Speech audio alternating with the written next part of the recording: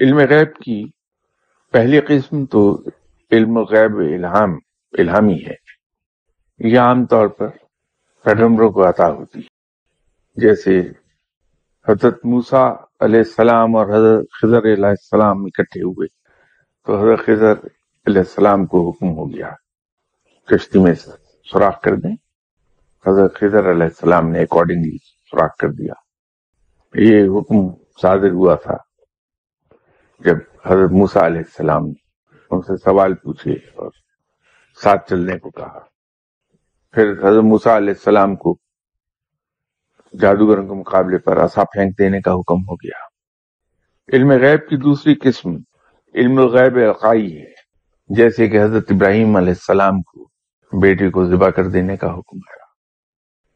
علم غیب کی تیسری قسم علم غیب امتناعی ہے.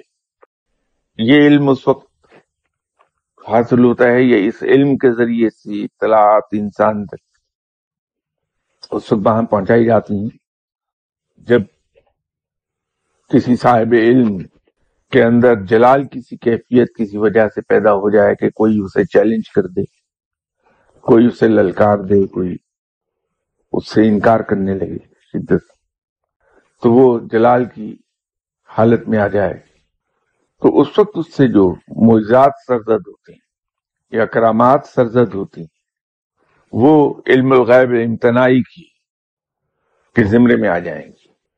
علم غیب کی چوتھی قسم علم الغیب عطائی ہے.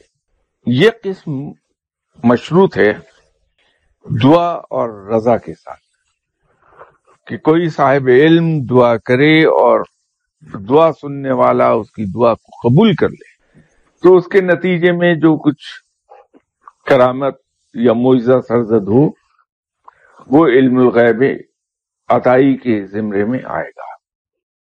جیسے کہ آپ صلی اللہ علیہ وسلم نے چاند کے 2 ٹکڑے کیے، دعا فرمائی، دعا قبول ہوئی اور آپ صلی اللہ علیہ وسلم نے انگلی کے ایک اشارے سے چاند کے 2 ٹکڑے کر دیے. یہ علم الغیب کی جو چاروں قسمیں ہیں یہ چاروں کی چاروں آپ صلی اللہ علیہ وسلم کو عطا ہوئی تھی. اللہ کے بعد سب سے زیادہ علوم اسی نسبت سے اسی وجہ سے آپ صلی اللہ علیہ وسلم میں